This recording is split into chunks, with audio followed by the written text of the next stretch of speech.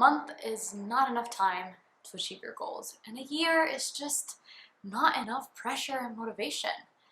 That's why quarterly planning is a solution. Hi everyone, and welcome back to Plan for Productivity. For those of you who are new, my name is Andrea, and today I'm going to walk you through how I plan the quarter. More specifically, the quarter is when I focus on planning all of my goals. I really do focus on the nitty-gritty details as to how I'm going to achieve the goals that I have in mind at the moment. And that leads me to, what the hell do I have in mind at the moment? Most of the time the quarter ends and you have no clue what's coming. So let's figure it out. If you follow me on my Instagram, you know that I am very late to this video. I kind of wanted to do a plan with me, but then spring break happened and I just never got around to it. So I'm going to do retrospective kind of planning instead, which you guys voted that you wanted to see. So it's the end of the quarter. We have a pretty big mess in our hands because we don't know what to do with our time. We don't know what we want for the next 3 months or for the rest of the year. And we got to go from this chaos to order. How are we going to do that? I'll give you my Notion list. And yep, this is a template. You can download it and have it all figured out for you so you don't have to do all the thinking and arranging and list making, and just follow along with me. This process is, like I said, all about goal planning, and that is divided into 4 steps: time traveling, goal gathering, battle blueprint, and airing your ambitions. 4 steps to figure out your entire life. And just as a little side note, everything that I talk about here is based on the goal planning section of my book, Journal Planning Magic, which you guys can get on Amazon, links everywhere. There I walk you through a bit more of the detail. This is just me walking you through my routine. So without further ado, grab your cup of coffee and let's get started.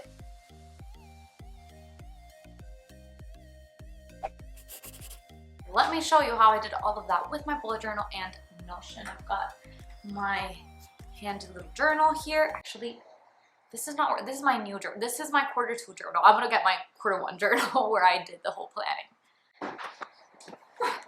Now we can start. I just did a little cute spread over here, basically brain dumping my ideas, nothing too fancy. Really, I just wanted to get it all on paper and then get organized on my new journal.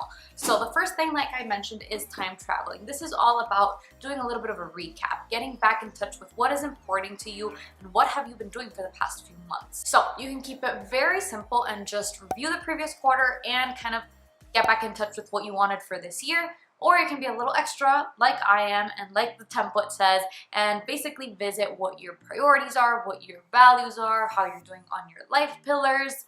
A lot to talk about here.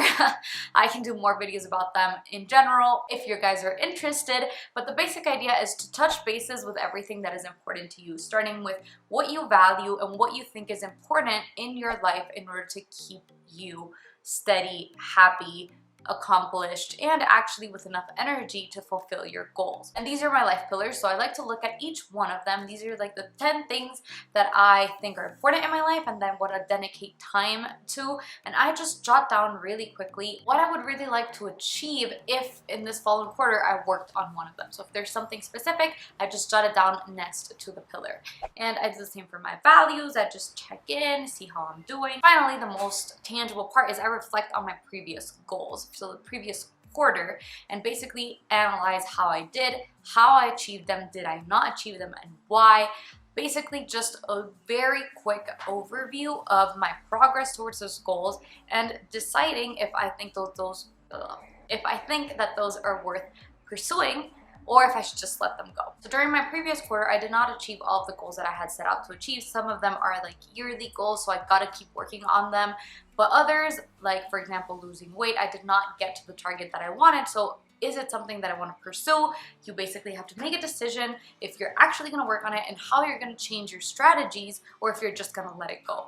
Because you have to be conscious about it and intentional about the things that you want to achieve, and not just write it down on a piece of paper and hope that they'll happen. So that's what I do during this reflection process. I look back in time to the things that I've already worked on, to the things that I think are important to me, and analyze what I want to work on moving forward. At the end of this process, you should have a general idea of what you're leaning towards, what are the things that you're interested in right now, and what you actually want to work on, and just start kind of thinking what your possible goals could be. So at the end of that process, I came up with reading 6 books because, you know, I'm gonna read 24 in the entire year, 6 is 1/4. I went again with my content schedule, which was something that I did not achieve at the beginning of the year. So as you can see, this is just like an outline of the things that I kind of want to work on. They're not really defined. They're just, you know, in the back of my head as possible Q2 goals. And next we move on to goal gathering. So from the information you've gathered so far, start by brain dumping every possible goal that you have. I brain dumped 10. I mean, I was obviously not going to pursue 10 goals. It's fine. Just dump it all, write it down, let it flow so that you can be real and honest with yourself about what you're actually motivated to work towards. And now we're going to reduce that list to 3 to 4 goals, or however many you think you can tackle. 1 is more than enough. 10 seems like a bit much to me. So, you know, just figure out where your sweet spot is. For me, it's 3 to 4 goals. And more specifically, 1 large goal, maybe a big project that I'm working on, 2 sort of like medium goals, things that I do have to dedicate consistent time towards, and 1 small goal, something that is very passive. I'm working towards it, but it's, you know, not too much pressure, something like that. So to give you an idea about what I mean with goal sizes, my large goal for this upcoming quarter was to learn as much OBGYN as possible, which is the block that I'm working through my medical internship right now. So I really want to pay attention to that. It's a topic I like, so I really want to study at home, just, you know, dedicate a lot of time to it because this is med school. My medium-sized goal was to do consistent planning and posting on Plan for Productivity, and that's a project that does require a lot of time and effort, but it's not as important as my really big goal that it's going to take up most of my time. And then my 2 smaller goals are to run every day, well, Monday through Thursday, and to read 6 books. The reason why these are small, it's not because of the amount of time that they might take me, although it's less than an hour a day. It's because it's okay if I don't do them as often. I just want to work towards this and fit them in as much as possible. And for the most important part of this section, you want to define these goals in a very positive, motivating, and functional way. There's a guide for this in the book. In this goal gathering section. It's just gonna take too long to go through here, but basically you wanna be able to make them tangible goals, actionable goals, and something that actually inspires and motivates you if you read the statement. Okay, we're more than halfway through. Now we go to battle blueprint. What I mean by this 3rd step is to take those goals and figure out how you're gonna achieve them.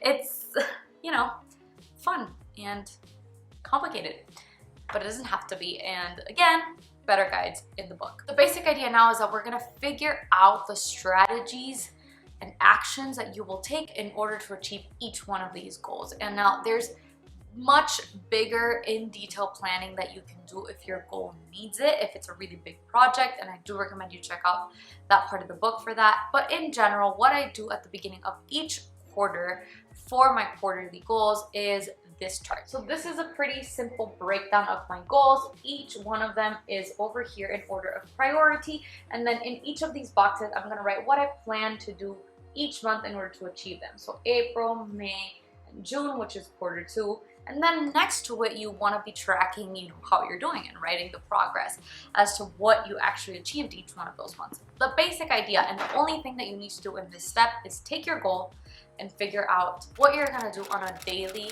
weekly, or regular basis in order to make it happen. So let me give you an example. You really want to get very specific with this. So for my run every Monday through Thursday goal, that's already an action. It is something that, you know, I have to do. But I want to go deeper than this and figure out when I'm going to run. How long am I going to run for? What's going to be the process for me to do this? What's going to actually motivate me or let me know that I have to get this done?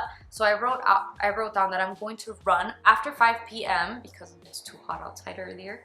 And I'm going to run for at least a mile each time, and the idea is to be increasing every single day, and I'm going to do this 4 times a week after I've already done some work. Some other goals might be more simple. So for example, for my read 6 books goal for the entire quarter, in the April column I just wrote down the names of the 2 books that I want to read that month, and that's more than enough information for you to tell you how you're going to achieve those goals. Or you can go into like when you're going to read and all that stuff, but that's not necessary in my case. So I hope that gives you a good idea as to how you can reduce those big, maybe untangible goals into tangible actions, and how you can make sure that you have those actions present in the current month that you're in so that you're gonna actually work towards achieving those. And that can be more than enough. If that's good enough for you and that works, that's great.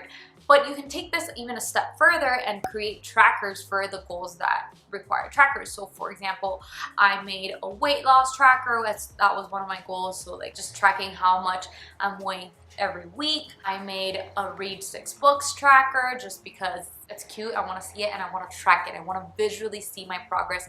This is such a powerful tool. It's one of the most motivating things to see progress is to actually track it, which is why I do this goal breakdown chart where I would the least progress that you're gonna do is write down at the end of the month what you achieved towards each of those goals. This is optional. You don't have to create trackers. I don't actually encourage you to create a tracker for each goal. That's just too much information to be kind of like carrying over and writing.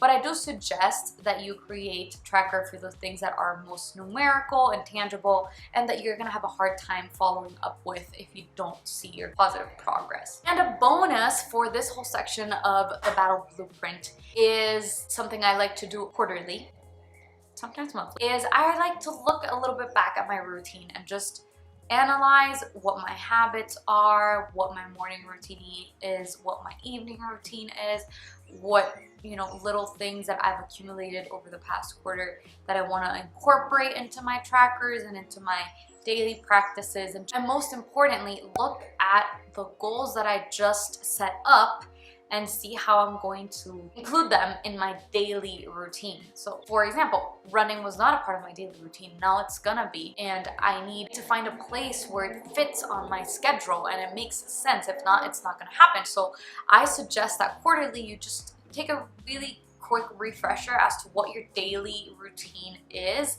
and how you can incorporate those goals into your daily or weekly routine, and just, you know, give yourself an update of what you're tracking and what you're actually trying to do. That's basically all you need. There's a bonus section, which is the airing your ambitions. I think it's important. It's not quite necessary. You can stop here if that's what you want.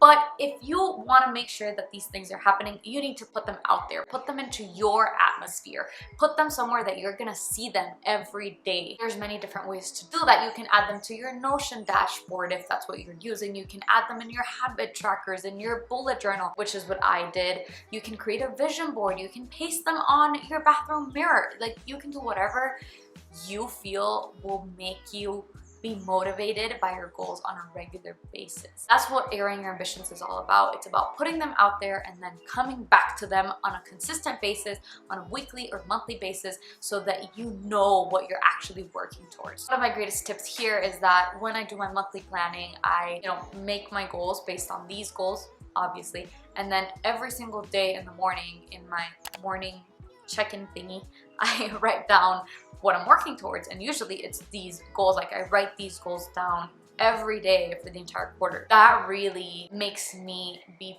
present in what I'm working towards and makes me be honest with myself and acknowledge if I'm actually working towards it or if I just already let it go. And it reminds me to do the things that I said I was gonna do in order to achieve this. Okay, that was a lot. I'm sure you guys feel the same way. If you want a deeper dive into this, make sure to check out the book. I go way deeper than a 10-15 minute video. But if this is enough, get started. It doesn't matter that it's the first month of the quarter. It doesn't matter that you're mid-quarter. Try this system so that next quarter you can start on time and actually plan in order with enough time for you to achieve those goals. I'm gonna leave a link in the description for my Notion template if you guys want to use that. If you make your own, please share it with me. I love seeing all of these things, and let me know what you're working towards this quarter and see if we can work on this together. Go follow me on Instagram and I'm sure we can support each other there. That is it for this video, guys. I really hope you enjoyed it, and if you did, please consider subscribing. Make sure to give this video a thumbs up. It really helps me out. And if you like this video, you might like my monthly planning video or my steps to achieving goals, I don't even know what the name was, video, but I'll link them over here. Thank you guys so much for watching. I'll see you guys in the next one.